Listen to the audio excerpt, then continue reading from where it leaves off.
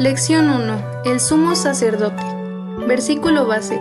Y Pablo dijo: No sabía, hermanos, que era el sumo sacerdote, pues escrito está: al príncipe de tu pueblo no maldecirás. Hechos capítulo 23, versículo 5. Lectura base: Hechos capítulo 24, versículos del 1 al 4.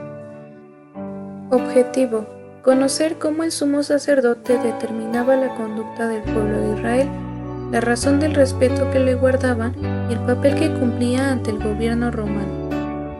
Comentario: un sacerdote era una persona llamada a cuidar el espacio sagrado del templo.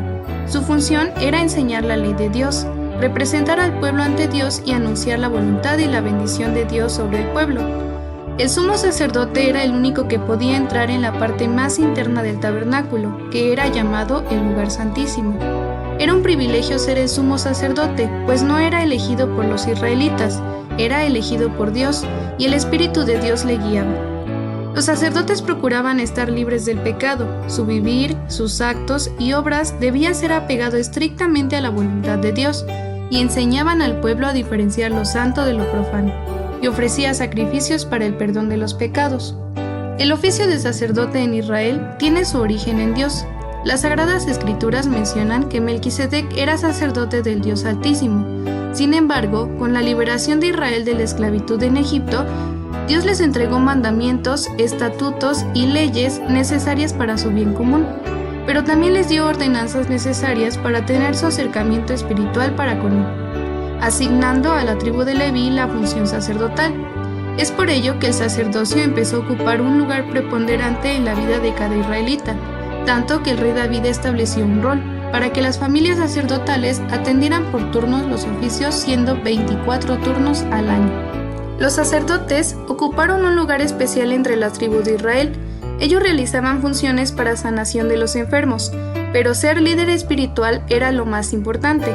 Ahora bien, entre los sacerdotes existía la figura del sacerdote principal o sumo sacerdote, el cual era el encargado de realizar rituales para beneficio de toda la nación, siendo el que encabezaba al Sanedrín.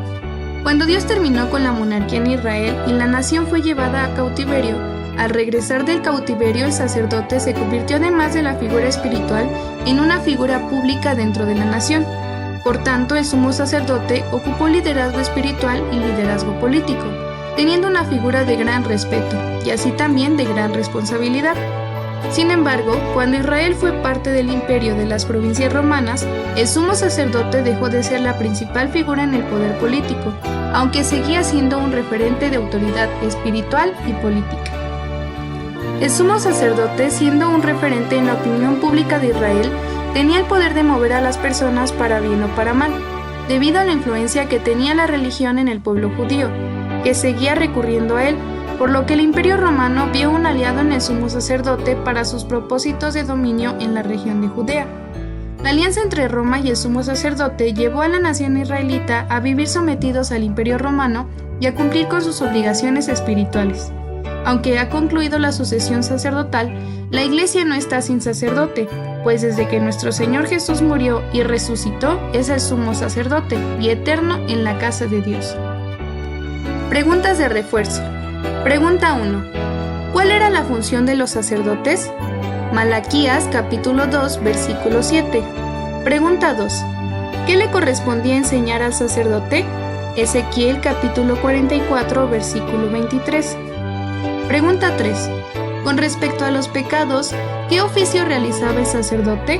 Hebreos capítulo 5, versículo 1. Pregunta 5. ¿Quién es nuestro sumo sacerdote? Hebreos capítulo 5, versículos 5 y 6. Y pregunta 6. De acuerdo al comentario, aunque Roma gobernaba, ¿por qué era tan influyente el sumo sacerdote?